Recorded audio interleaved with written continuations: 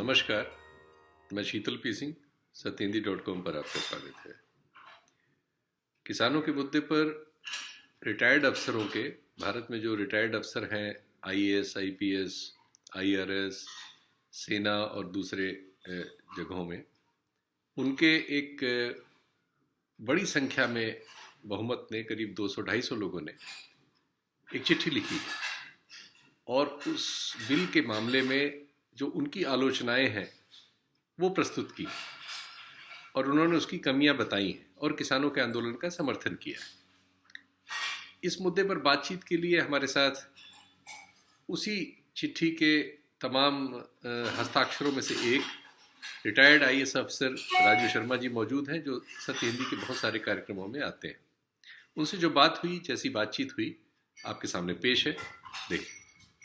तो सर, ये जो किसानों के मामले में जो बिल है, जिसकी आलोचना करने के लिए और विरोध करने के लिए हजारों हजार किसान दिल्ली के चारों तरफ कई बॉर्डर्स पे इकट्ठा हैं, खासकर पंजाब से आने वाले सिंघू बॉर्डर पर और टिकरी बॉर्डर पर जो हरियाणा क्रॉस करके आता है, राजस्थान वाले पे भी बहुत सारे किसान आए हुए हैं। अभी जब आपसे मैं बात शुरू कर रहा था तो एक सज्जन वहां से मुझे व्हाट्सएप का वीडियो दिखा रहे थे, और सिवाय ये गुड़गांव वाले को छोड़ के लगभग सभी जगह हैं। और उत्तर प्रदेश में भी जो नोएडा के बॉर्डर्स हैं, इसमें बहुत भीड़ तो नहीं है, लेकिन बीच बीच में लोग आ जाते हैं, धरना देते हैं, फिर पुलिस खुलवा लेती है, फिर किसी नेता का बयान आ जाता है कि हमसे बात हो गई है। लेकिन आज भी अभी खबर है कि फिर वो उन्होंने नोएडा बॉर्डर भी जाम कर रखा है। तो इसकी क्या आलोचना, मूल आलोचना आपकी क्या है इसकी?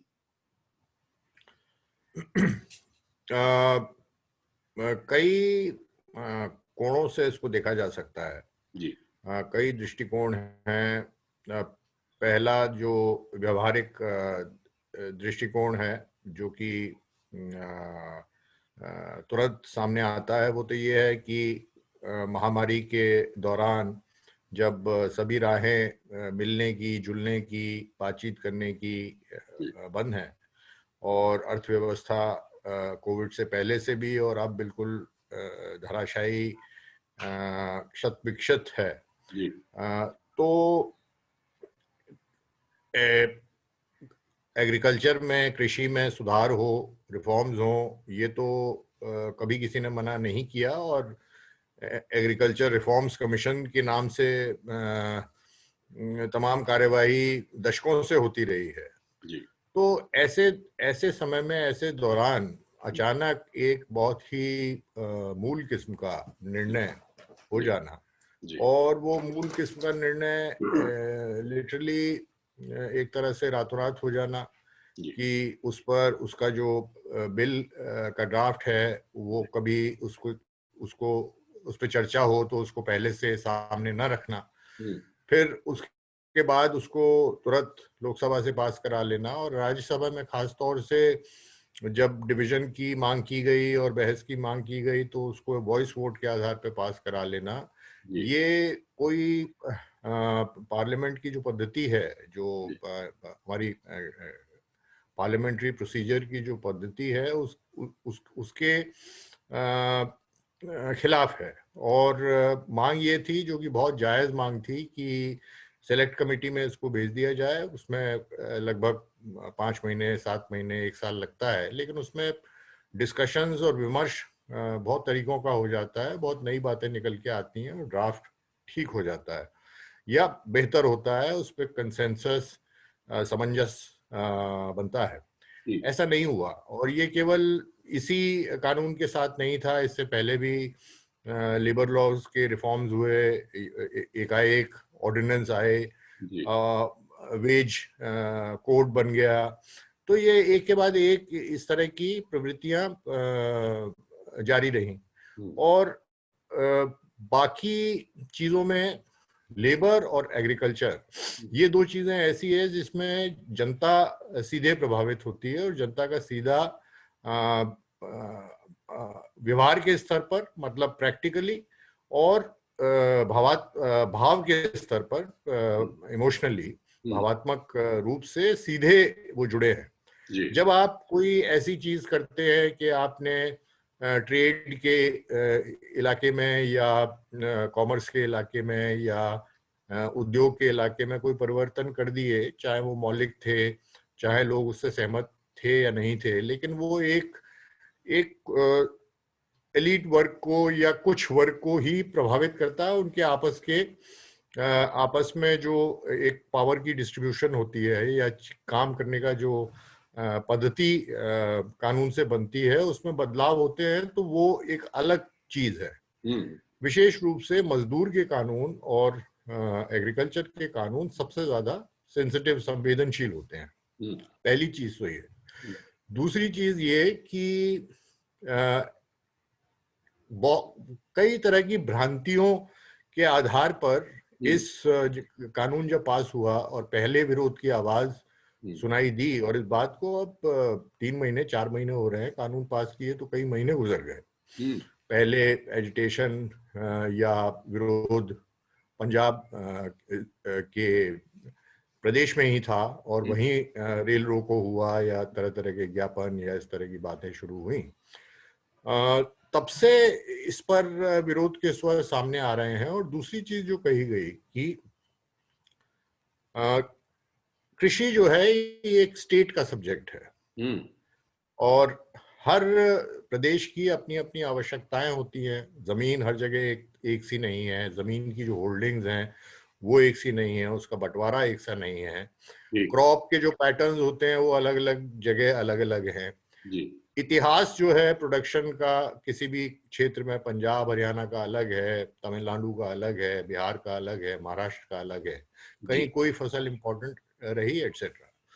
तो स्टेट का सब्जेक्ट होने के बावजूद आपने एक कॉमन कानून बना दिया और इस आधार पे बना दिया कि जी हम तो केवल ट्रेड की बात कर रहे हैं, जैसे कि कोई ट्रेड का प्रोडक्शन से लिंक ही नहीं है। अगर उत्पादन नहीं होगा तो किस चीज का ट्रेड करेंगे आप? तो ट्रेड जो है या उसकी मूवमेंट, गुड्स की जो मूवमेंट होती है अंतरराज्यीय या देश से बाहर, वो एक कॉन्करेंट सब्जेक्ट है, मतलब दोनों कानून बना सकते हैं। तो वो उसके आधार पे उन्होंने एक मुश्त कानून सेंट्रल गवर्नमेंट का बना दिया और उस पर एक कदम और आगे बढ़ गए वो। नॉर्मली अगर इस तरह का कोई कानून बनता है तो दो तरीके से बनता है, या तो मॉडल एक्ट बनता है, मॉडल लॉ बनता है। अब जैसे ये एपीएमसी का एक मॉडल लॉ बहुत पहले का बना हुआ है, और स्टेट चाहे तो उसमें संशोधन करके और उसको अपने आधार पर बदलाव करके लागू कर सकती है। दूसरा ये होता है कि लॉ अगर आता है तो उसमें ये लिखा रहता है कि अधिसूचना होने पर ये लागू होगा। समझ रहे हैं? अधिसूचना मतलब अधिसूचित करने का अधिकार अमूमन ऐसे मामलों में प्रदेश को दे दिया जाता है कि भाई प्रदेश जिस तारीख से चाहे इसको लागू करे।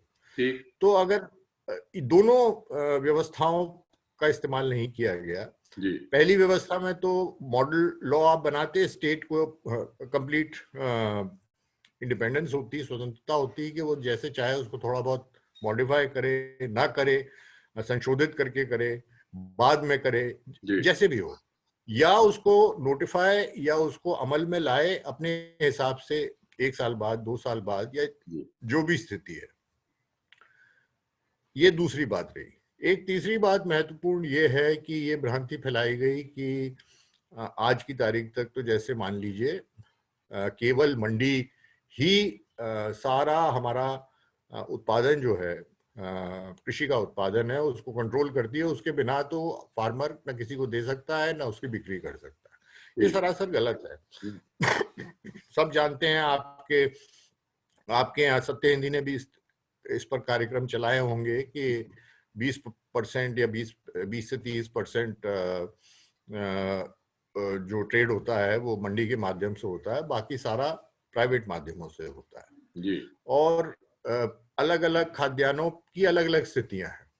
पंजाब और हरियाणा की खास स्थिति है कि ग्रीन रेवोल्यूशन आया, फूड सिक्योरिटी की बात थी, तो वो एक तरह से आपके गेहूं के और चावल की जगह बन गई कि यहाँ पे सबसे ज्यादा प्रोडक्शन और सबसे ज्यादा मंडी की खरीद प्रोक्योरमेंट में होती थी। हालांकि हाल में एमपी ने जबरदस्त पिछले साल शायद प्रोक्योरमेंट किया, जी और वो मेरे ख्याल से पंजाब से भी ज्यादा था। जी लेकिन इसमें एक और चीज जोड़ने की बात है कि प्राइवेट मंडी की स्थापना, हम्म जो कि कई तरह से होती है, उसमें आपके फार्मर प्रोड्यूसर ऑर्गेनाइजेशन हो सकते हैं, हम्म एग्रीगेटर हो सकते हैं, मतलब जो एकत्रित करके फिर उसका ट्रेड करते हैं, जी या मंडियां हो सकती हैं, ट्रेडिशनल मंडियां हो सकती हैं। प्राइवेट मंडियों की स्थापना के लिए अलग अलग राज्यों ने अलग अलग कदम उठाए हैं। जी महाराष्ट्र में तो मेरे ख्याल से 13 साल पहले इस तरह के कदम उठाए गए थे। जी लाइसेंस दिए जाते थे उनको, जी लाइसेंस दिए जाते हैं, जी वो स्टेट रेगुलेट करती है और उनको ट्रेड करने का और खरीद फरोख्त करने के अधिकार होते हैं। ठीक बिहार में, केरल में तो ये एक्ट, एपीएमसी एक्ट ही खत्म कर दिया गया। जी अलग अलग प्रदेशों में इसके अलग अलग प्रभाव हुए, और जब भी रिफॉर्म्स होते हैं, सुधार होते हैं, तो यही प्रक्रिया होती है कि आप अ, कदम दर तक कदम, छोटे छोटे स्टेप्स लेकर सुधार करें। जी स्टेट, चूंकि स्टेट सबसे निकट है जी और अलग अलग प्रदेशों की अलग अलग परिस्थितियां हैं, तो वो अपने हिसाब से सबके अपने अपने क्रम हैं, सबके अपनी अपनी प्राथमिकता है, उसके हिसाब से सुधार करें।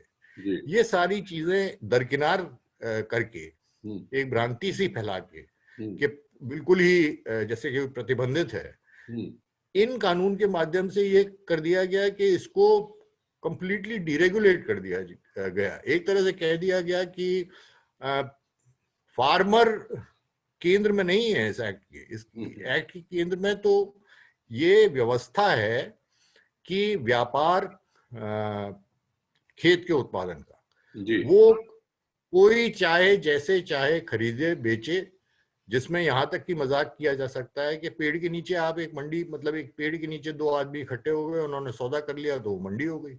ना उस पर टैक्स लगेगा, ना किसी का रजिस्ट्रेशन होगा, ना कोई सूचना होगी कि भाई साल में किसकी कितनी खरीद हो गई, क्या बेचा जा रहा है, क्या खरीदा जा रहा है, क्या प्राइस है।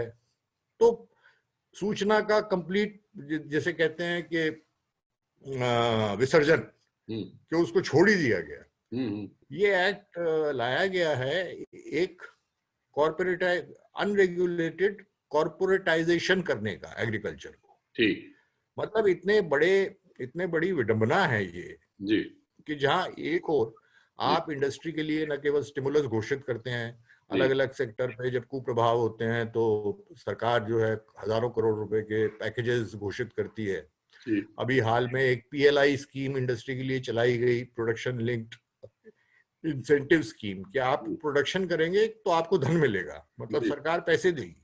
जी और यहाँ जो फार्मर है, हम्म फार्मर जो कि मतलब एकल व्यक्ति है, हम्म उसको कोई प्रभाव नहीं है उसका, हम्म कोई उसकी संगठित रूप नहीं है, अगर है तो वो बहुत छितरा हुआ है। हम्म वो राष्ट्रीय स्तर पर और अंतरराष्ट्रीय स्तर पर एक टोटल अनरेगुलेटेड जगह चला आता है, जहां जो फ्री मार्केट, मतलब वास्तव में फ्री मार्केट, जिसके ऊपर कोई नियम ही लागू नहीं है, हम्म वहां पे दाम का निर्धारण हो रहा है। हम्म तो समझ से परे है कि दाम क्यों नहीं गिराए जाएंगे। इसी से जुड़ी जब आड़तियों की बात होती है कि बहुत सारी इंटरमीडिएट चीजें हैं इसमें, आड़तिए हैं, आड़तियों के सब आड़तिए हैं, 6-7 लेयर्स हैं, तो सारा पैसा जो है वो किसान को नहीं मिलता, ये लोग कमा के ले जाते हैं, कमीशन एजेंट हैं। हम्म उनको आप अलग छोड़ दें, उस पर भी चर्चा की जा सकती है कि आड़तियों का फार्मर का क्या रिलेशन होता है। जरूर उसमें लेन देन की चीजें रहती हैं, हम्म लेकिन क्या कॉरपोरेट में वो कॉरपोरेट का बोर्ड ऑफ डायरेक्टर्स आके खरीद करेगा? वो भी तो एजेंट बनाएंगे, उनके भी जी तो लोग होंगे। हम्म यही आड़ती है, यही लोग उनके कमीशन एजेंट बनेंगे हम्म एनोनिमस तरीके से, क्योंकि मंडी के ऊपर कोई रेगुलेशन है ही नहीं, हम्म कोई रजिस्ट्रेशन ही नहीं है। हम्म तो केवल सूट बूट से आप उनको पहचान पाएंगे कि सूट बूट पहना आदमी है, जरूर कॉर्पोरेट का होगा। तो वो घूम घूम के इकट्ठा करेंगे। हम्म तो इस सब की क्या जरूरत थी? हम्म आज की तारीख में भी हम्म आप जितनी कंपनियां हैं, बिग बास्केट है, अमेजोन है, बाकी कंपनियां हैं, हम्म आटे के बैग्स बनते हैं, हम्म चावल के बैग्स बनते हैं, हम्म तमाम फूड ग्रेन्स, फूड प्रोडक्ट्स, चीजों का प्रोसेसिंग होती है, वो बिक रही है। मार्केट इतना बड़ा मार्केट आपका सॉस का है, टोमेटो के सॉस का है, तमाम तरह के सॉसेस का है।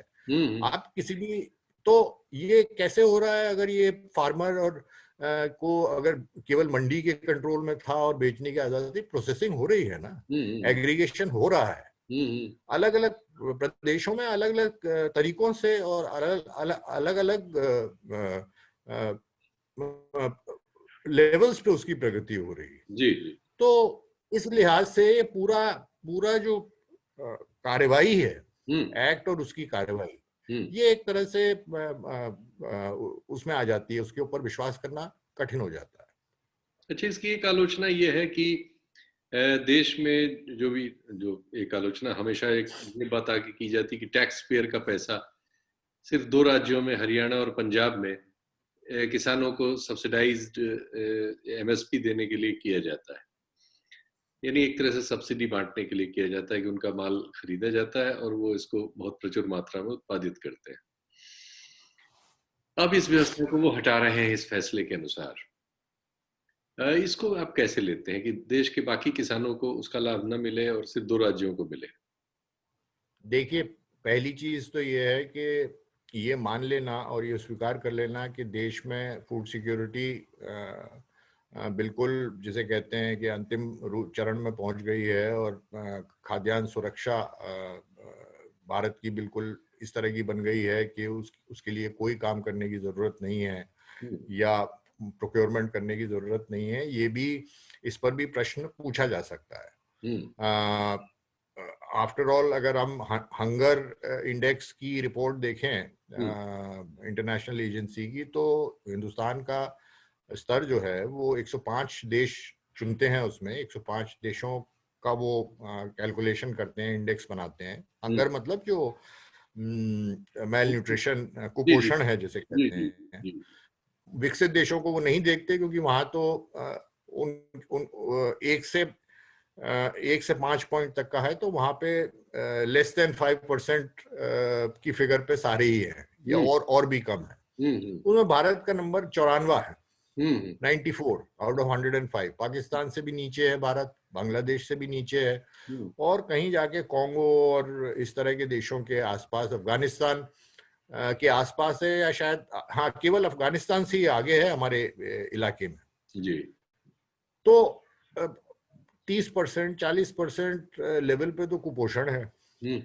आप फूड सिक्योरिटी की गणना करोगे तो इस लिहाज से करोगे ना कि हमारे यहाँ कुपोषण विकसित लेवल पे पहुंच गया। ब्राजील में लेस, जो हमारे यहाँ फिगर 26 की आती है, वो वहां 4 या 5 की आती है, तो 5 गुना कुपोषण हमारा ब्राजील के मुकाबले है। ब्राजील नंबर पहले देशों में है, चाइना पहले देशों में है।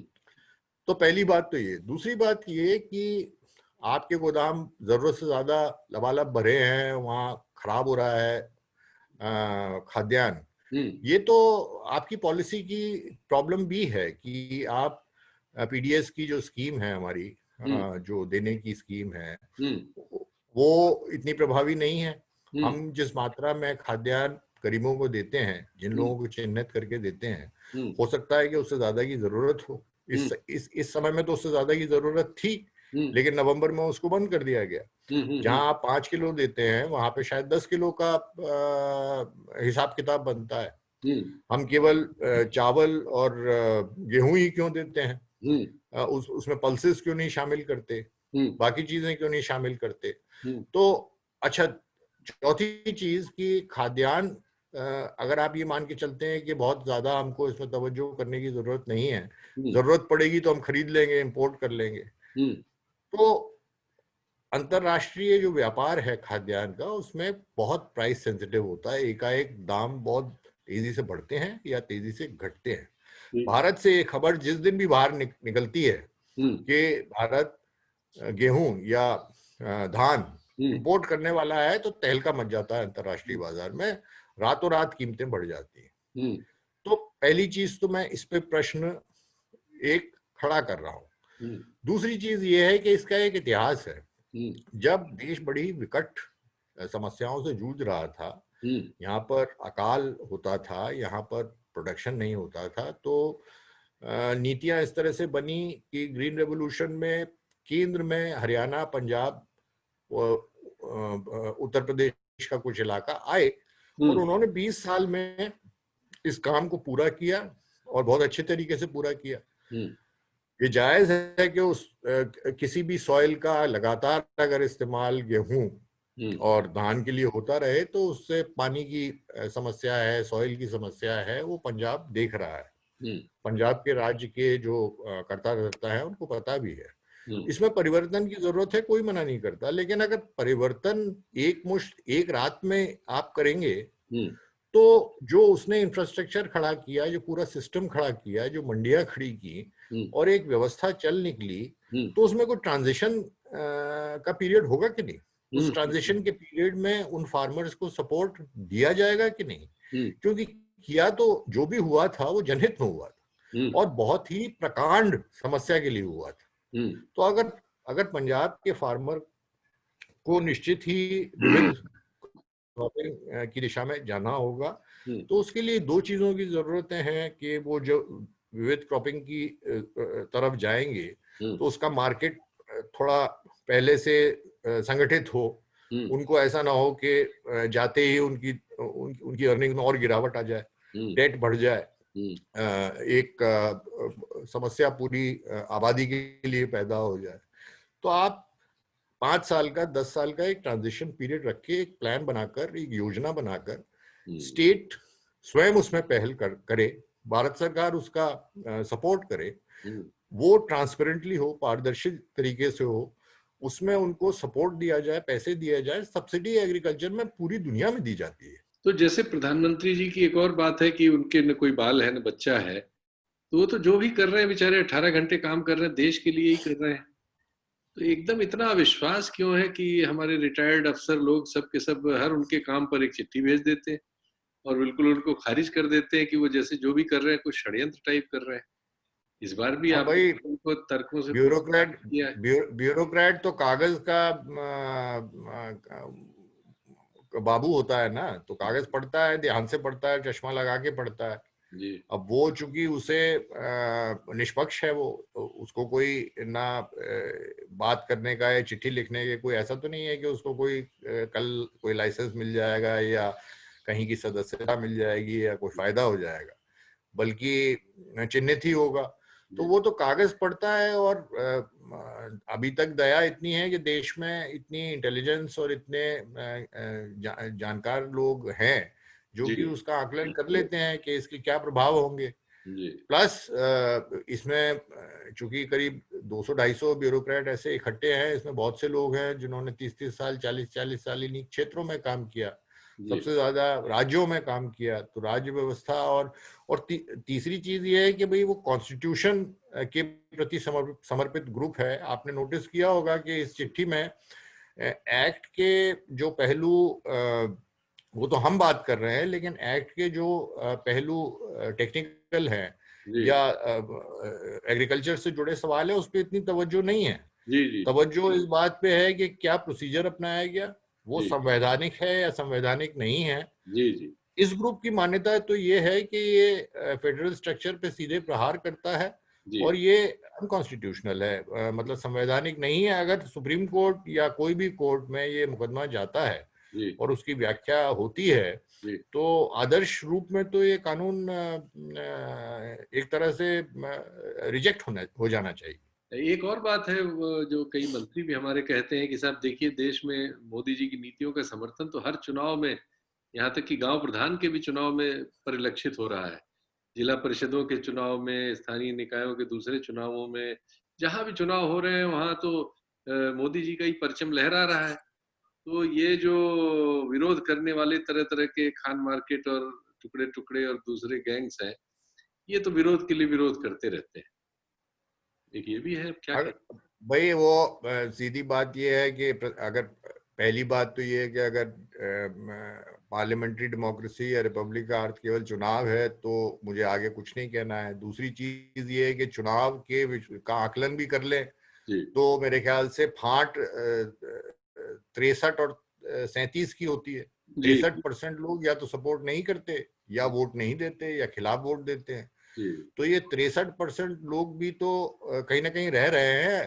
जी हम आप में से हैं, या मूक जो जनता है उनमें से है। तो देश में अब देश में इनका कुछ कहने का अगर अधिकार ही नहीं है, और जी केवल 37% लोगों का अधिकार है, तो बात वार्ता आगे बढ़ाना बड़ा कठिन, मतलब इम्पॉसिबल तो नहीं, कठिन हो जाता है। की जा सकती है, आगे भी वार्ता इस पे की जा सकती है, लेकिन 63 और 37 और 63 की फांट तो बनती है ना। जी जी। तो इसी बात पे इसको रोकते हैं अभी कि 63 और 37 की फाक है, और 63% लोग ऐसे हैं जो लेकिन शीतल जी, एक बात ये है कि ठीक है, हम थोड़ा इसको हल्का करके भी बात कर रहे हैं, और थोड़ी गंभीरता से भी इसकी बात कर रहे हैं, जी लेकिन हमें याद रखना चाहिए कि ये भावनाओं का विरोध भी जबरदस्त है, और ये सचमुच में दर्द देता है, या पीड़ा पैदा करता है, अगर इस तरह के आरोप लगते हैं कि उनकी तस्वीरें हम सारे ही लोग देखते हैं टीवी पे, कहा कुछ भी जा रहा हो, लेकिन तस्वीर तो अपना बोलती है, उस अलग भाषा में बताती है। तो उसमें अगर 70 साल का, 80 साल का, बड़ी बड़ी मूंछ, बड़ी बड़ी दाढ़ी, वो लोग कंबल ओढ़े हुए, और जिस भाषा में वो बात करते हैं, जिस स्पष्टता से वो अपनी बात सामने रखते हैं, जी जो दर्द उनका झलकता है, जी और जो भावनाएं, इमोशनल कंटेंट उनका दिखाई देता है, जी तो सचमुच एक लगता है कि जन आंदोलन उस लिहाज से आप चाहे कहें कि कुछ सीमा में है, लेकिन कुछ सीमा में इसलिए है क्योंकि दिल्ली कोई अलग अलग स्तर होते हैं भावनाओं के, लेकिन कुल मिलाकर जो भी व्यक्ति कमजोर है, या जो भी व्यक्ति ये समझता है कि कष्ट है, उसकी भावनात्मक स्तर पर वह जो है, जब ये इस तरह की हुजूम इकट्ठी होती है, तो उसके साथ अपने आप को महसूस करता है। तो उसको ऐसे खराब शब्दों से उसकी निंदा करना, या उसे नकारना, या ये कहना कि ये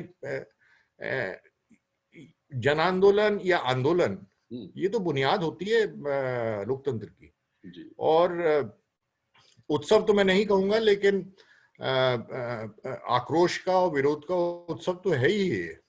तो इसका भावनात्मक कंटेंट हम लोगों को बहुत ध्यान से उसके बारे में समझने की, और उसके साथ जुड़ने की कोशिश करने का वक्त, मुझे लगता है, ये है। बहुत बहुत धन्यवाद आपको। और फिर इस तरह की बातें होंगी, और ये सवाल इसलिए मैंने उनके ही आज रखे क्योंकि वहाँ से हमारे कार्यक्रम के बाद ढेर सारे उनके कमेंट जो होते हैं, वैसे तो बहुत समर्थन के कमेंट्स होते हैं, लेकिन जो आलोचना के कमेंट्स होते हैं उनमें यही होता है कि हम एक पक्षी ही होते हैं। इसलिए मैंने आज सारे सवाल उनके पक्ष के किए, और आपने बहुत अच्छे उत्तर दिए। बहुत बहुत धन्यवाद। नमस्कार। सत्य हिंदी का ऐप डाउनलोड करें गूगल प्ले स्टोर पर।